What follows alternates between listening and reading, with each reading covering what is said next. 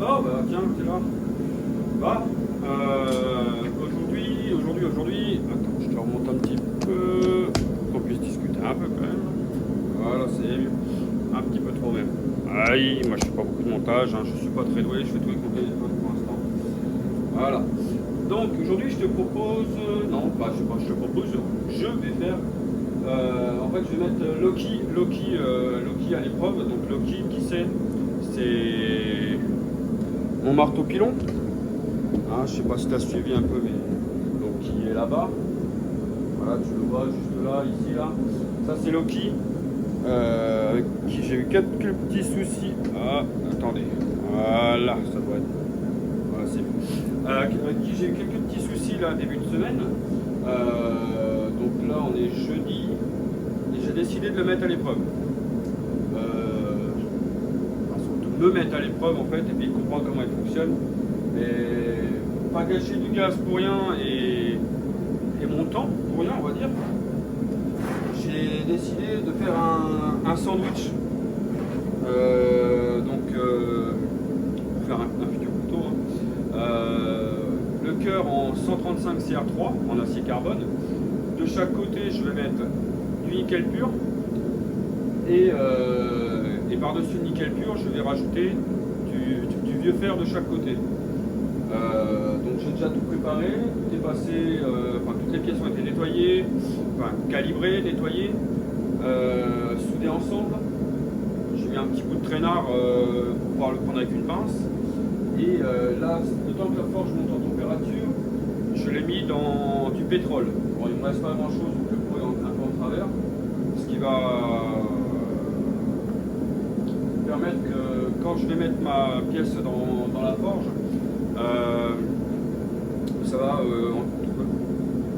si je dis pas de bêtises, retirer l'oxygène. En fait, quand le pétrole va brûler, ça va retirer l'oxygène qu'il va y avoir entre les couches, au cas où il y aurait éventuellement une petite bulle d'air ou un truc comme ça qui ferait que la soudure ne prenne pas correctement. Je fais ça depuis quelques temps. C'est un coutelier forgeron qui est à Cluse en Haute-Savoie, qui a son atelier à Cluse en Haute-Savoie, qui a fait une grande émission, voilà, pour ceux qui connaissent, qui a partagé ça il y a quelques temps déjà. J'ai déjà testé plusieurs fois et franchement c'est vraiment efficace. Parce que comme on le sait, le borax c'est bien pour souder tout ça, mais ça pourrit les forges, quoi. Ça pourrit les forges. Alors depuis quelques temps je fais ça et vraiment je me sers du borax vraiment en dernier recours si vraiment il y a un problème. Jusque là je croise les doigts, je touche du singe comme on dit, ça fonctionne. Voilà. Bon, je pense que ma forge arrive à température, pas trop loin de la température.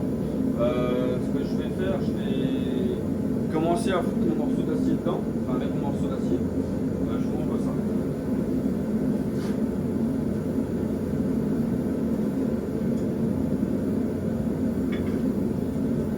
Donc, vous voyez, voilà mon morceau d'acier qui est, j'en fous partout, dans du pétrole. Hein. Je le mets un peu en travers parce que forcément il ne reste pas grand chose. Mais là, le but c'est ça, c'est qu'il baigne dans le pétrole correctement. Voilà. Hop, je pose ça là et j'enfourne. Voilà, vous voyez, une belle flamme. Ah, voilà. C'est rien, c'est ma pince qui, vous voyez, même ma pince elle est contente, elle s'illumine. Oh my God. Donc là vous voyez ça fait des belles flammes. Hein. Alors ce que je vais faire, je vais mettre le bouchon sur mon truc, je vais mettre le joint.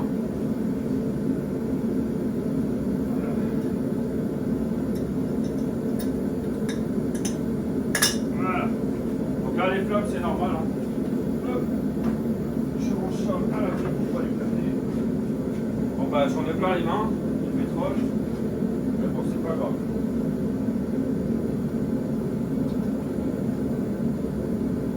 Voilà, le pétrole a fini de brûler. Donc voilà, je vais essayer de vous montrer un petit peu l'intérieur de la forge. On va réduire la lumière. Voilà, comme ça vous voyez l'intérieur un petit peu. Donc là j'ai le téléphone à la main, hein, donc ce que je fais, je baisse la lumière pour que vous puissiez voir à l'intérieur. Donc on commence à voir la pièce qui commence à prendre. Alors attends, je recommence ici. Normalement en descendant, voilà, on la voit ici. Vous voyez, elle commence à changer de couleur. On voit bien la partie haute qui commence à bien chauffer, la partie basse pas encore. Donc là je vais retourner ma pièce.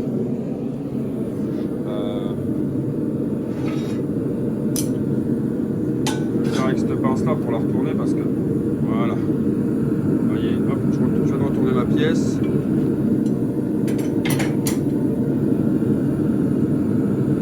Alors, désolé hein, si ça bouge un peu, hein, j'essaie de faire les deux trucs à la fois. Voilà, j'ai retourné ma pièce dedans. Hop là. Voilà, et on voit bien qu'elle commence à chauffer tranquillement ici.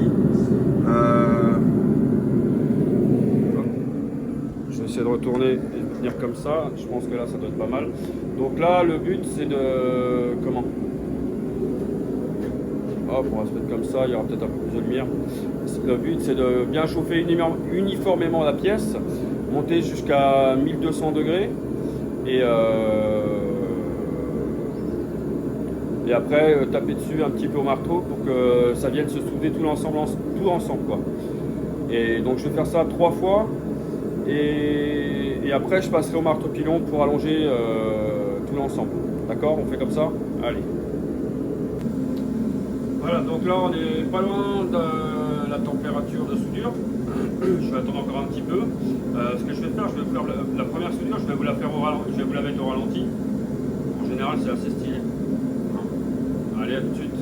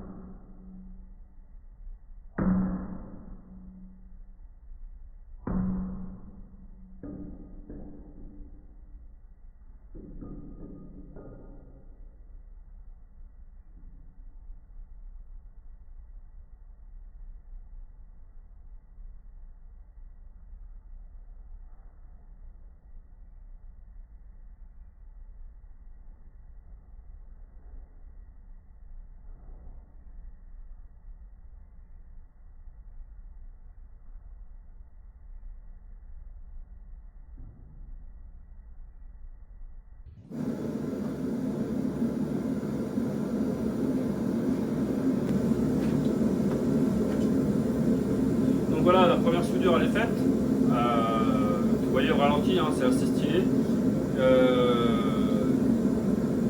Je vais faire les deux autres en accéléré. Et après on passera pour allonger au marteau pilon. Donc avec Loki. J'espère que tout va bien se passer. Hein, tout le monde, comme on le sait, hein, Loki c'est un peu le roi de la farce. Donc c'est pour ça que je vais donner ce nom-là, parce que je savais très bien que quand je l'ai acheté, au prix où je l'ai acheté, il y aurait 10 soucis. Normalement ça devrait être résolu, on verra bien. Moi ça avait l'air de bien fonctionner. Bon, j'aurai encore quelques trucs à revoir, mais voilà. Normalement ça devrait le faire. Allez, on passe les deux autres soudures en accéléré, parce que oui je fais. Alors je fais exactement, je fais une soudure. Après je refais une soudure pour confirmer la première soudure. Et je refais une soudure pour confirmer la deuxième soudure. Ouais, c'est un peu débile, mais voilà, c'est mon truc comme ça marche bien.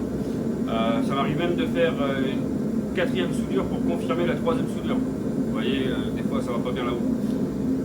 Mais ça fonctionne. Allez, à tout de suite.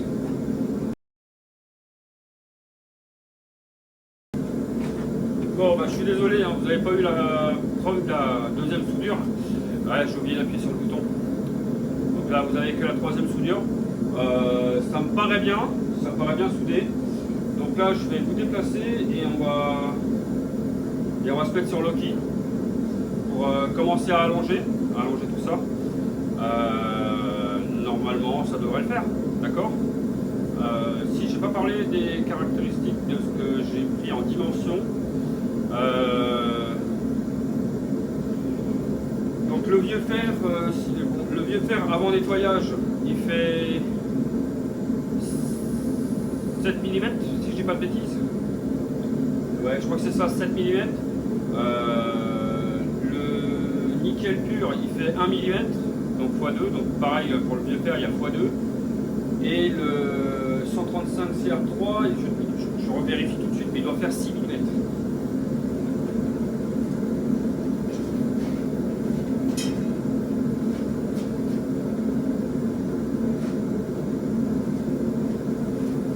Voilà, c'est ça, il fait bien 6 mm. Donc ça nous donne une certaine épaisseur. Et en longueur, j'ai 11,25 mm. Non, donc 100 enfin 11 cm 25, quoi. Voilà, pour être précis. À peu près, hein, c'est. Parce que bon, je prends toujours une petite marge avec les coupes. Bon, je voulais couper le 135 CR3 avec la scie à ruban, mais je crois que ma lame de scie à ruban a commencé à être fatiguée. D'ailleurs, par que j'en recommande. Donc j'ai fini à la disqueuse. Et mes disques sur ma disqueuse ils font 1 mm, je crois. Entre 0,8 et 1 mm, je ne sais plus exactement. Je n'ai pas envie de vérifier maintenant.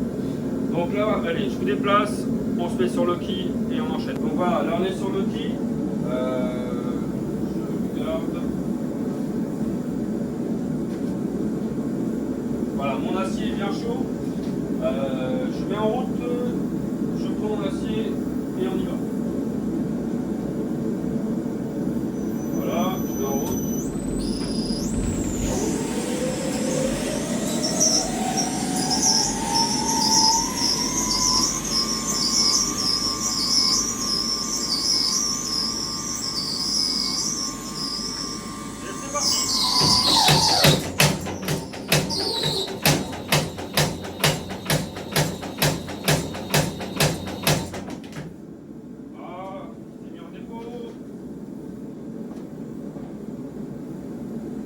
C'est un peu le problème que j'ai aussi, voilà, il se met en défaut. Alors c'est pas très grave. Voilà, je repasse, je remets tout de suite mon acier pour réchauffer. Vous voyez, ça c'est les petits aléas. En fait, on va être en fréquence, on manque encore un peu de puissance. Bon, après, il faudra peut-être que je regarde le frein là sur mon pilon, qui est peut-être un peu trop serré. Faut que je voie ça. Vous voyez, c'est encore des détails, hein, il n'est encore pas complètement Et quand je vous dis que c'est le diode de la maniste, hein, voilà, là c'est remonté en température, allez, on reprend.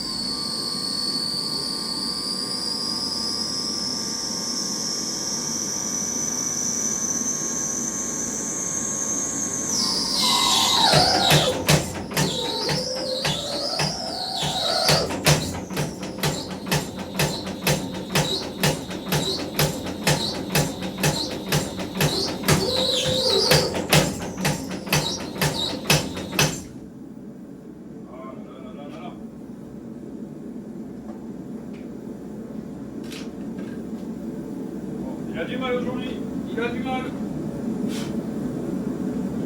Qu'est-ce qu'il y a là?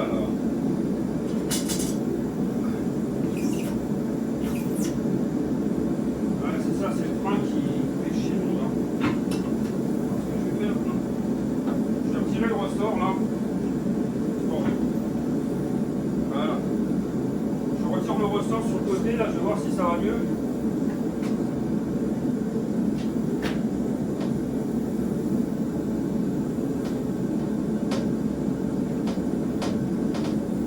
Ça doit être un peu mieux. Bon, je relaisse remonter la scie un peu et puis on va voir ça. Allez, à tout de suite.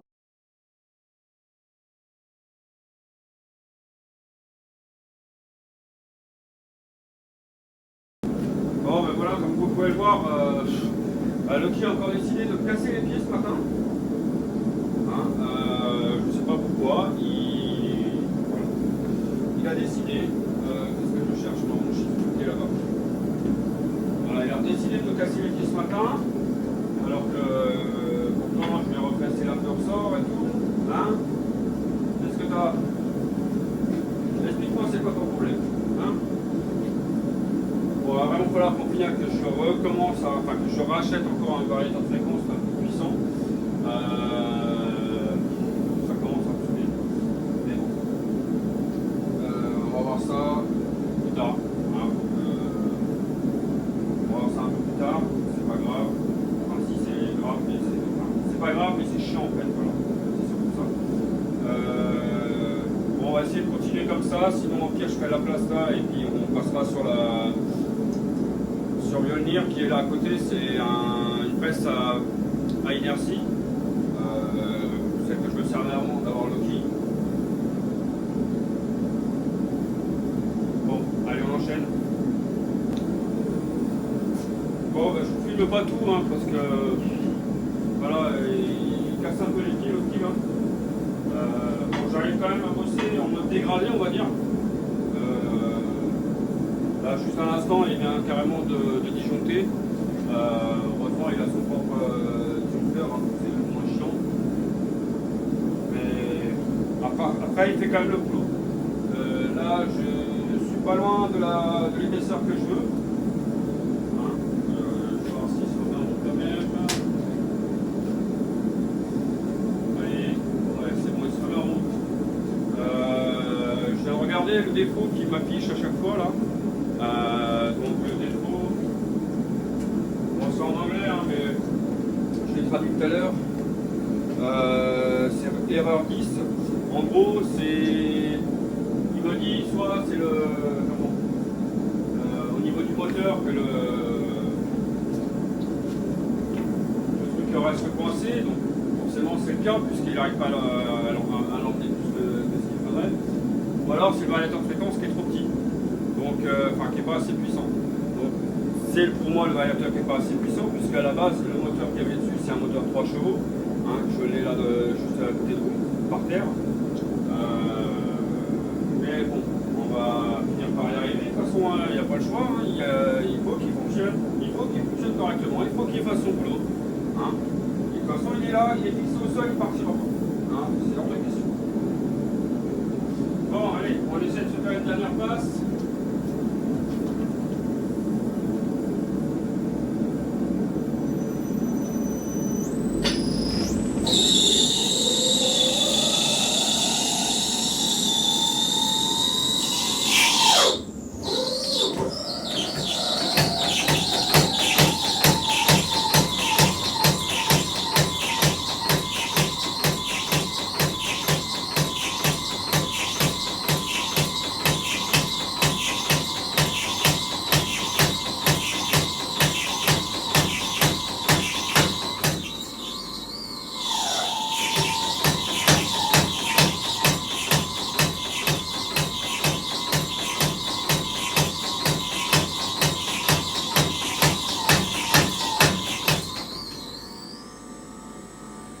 Voilà, j'ai réussi à allonger tout ça. Il en reste encore un petit peu d'épaisseur en bas là. Ce que je vais faire, je remets à chauffer, je change la matrice là, je mets la plaque et on enchaîne. Après là c'est pareil. Attendez, je vais couper de l'eau là. Voilà. Je vais mettre la plaque tout de suite. Ah, par contre ça c'est chaud. Ça c'est chaud par contre, vous n'avez pas fait gaffe. Ah, je le savais pourtant, mais voilà, on met la plaque dessus. J'espère qu'elle ne bougera pas trop, on verra bien. Donc là, je mets la plaque pour essayer d'aplatir un peu, voir ce que ça va donner. Je ne sais pas encore, je n'ai pas fait de test avec la plaque.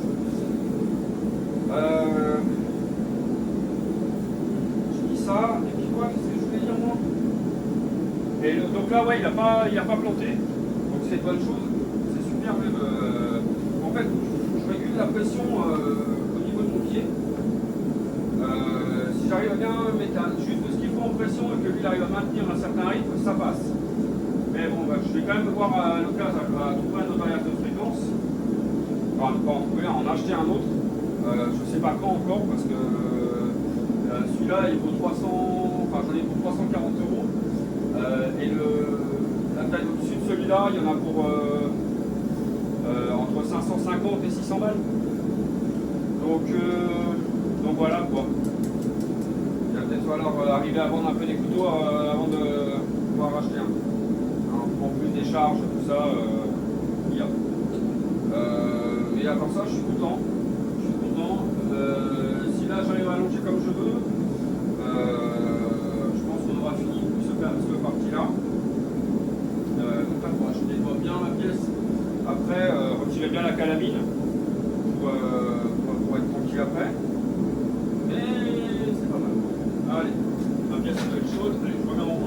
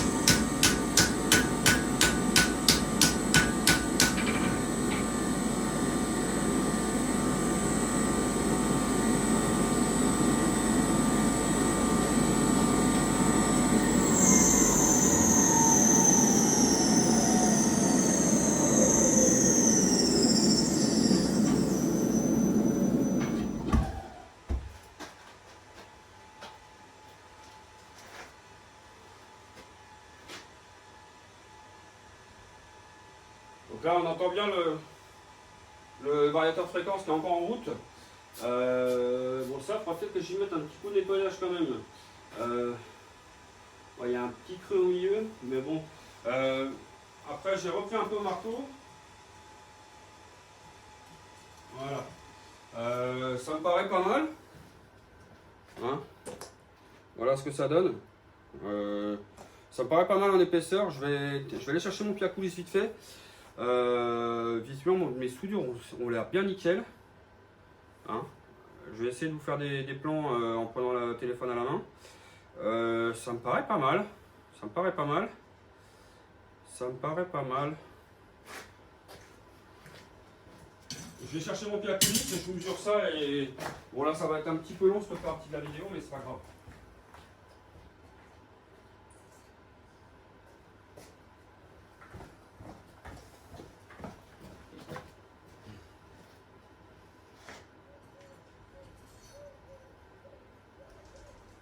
Alors, je vais essayer de prendre une partie à mesurer plusieurs endroits. Donc là, je suis à 6,5.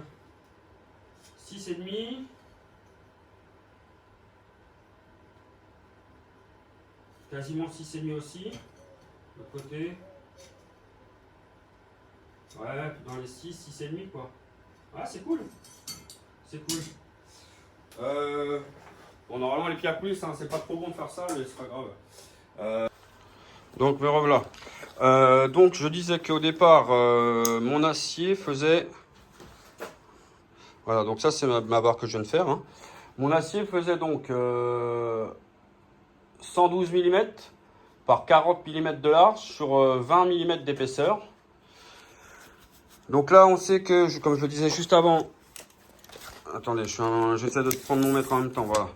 Là, je sais que j'ai 6,5 mm en moyenne. En largeur, j'ai...